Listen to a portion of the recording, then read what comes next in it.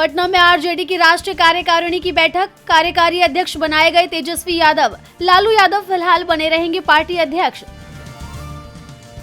देश को संबोधित करेंगी राष्ट्रपति द्रौपदी मुर्मू। शाम 7 बजे आकाशवाणी और दूरदर्शन के सभी नेटवर्क पर होगा प्रसारण। देश की उपलब्धियों को गिनाएंगी राष्ट्रपति।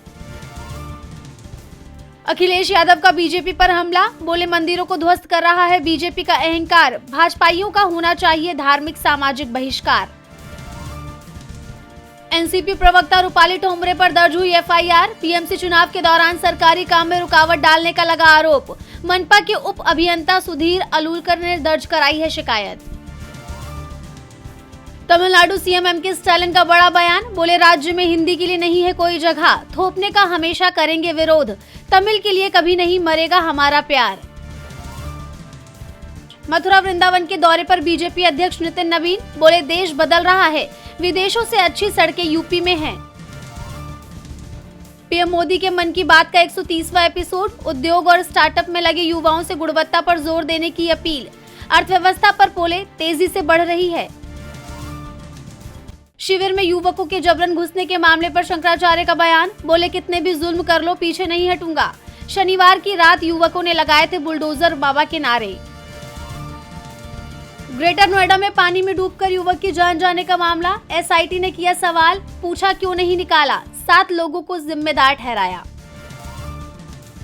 सीजे सूर्यकांत का बड़ा बयान, बोले देर से मिला न्याय सिर्फ न्याय से वंचित होना नहीं बल्कि न्याय का विनाश।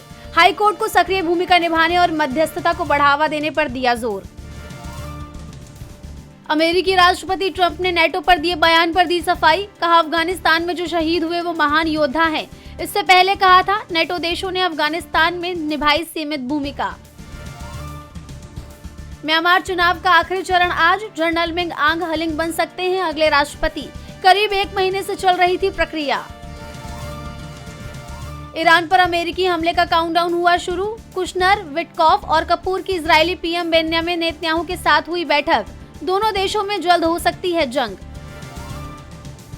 बांग्लादेश में अल्पसंख्यकों पर बढ़ रहा अत्याचार, एक और अल्पसंख्यक की गई जान। बीते वक्त दीपू दास की जान लेने का मामला आया था सामने। कनाडा के पीएम मार्क कार्नी ने की जनता से बड़ी अपील, कहा स्वदेशी सामान खरीदे लोग। ट्रंप की 100% टैरिफ धमकी को लेकर की अपील।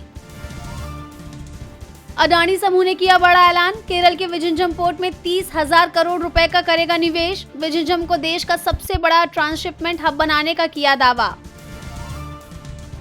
व्हाट्सएप के एंड टू एंड एन्क्रिप्शन पर उठे सवाल, प्राइवेसी को लेकर आरोपों से घिरी कंपनी। प्राइवेट चैट्स देखने का किया गया दावा। भारत और न्यूजीलैंड के बीच तीसरा T20 मैच आज गुवाहाटी के बरसा पारा स्टेडियम में खेला जाएगा मैच। शाम 7 बजे से शुरू होगा मुकाबला। विक्रम भट्ट पर धोखाधड़ी का एक और केस दर्ज, फिल्म फाइनेंसर ने 13.5 करोड़ रुपए की ठगी का लगाया आरोप।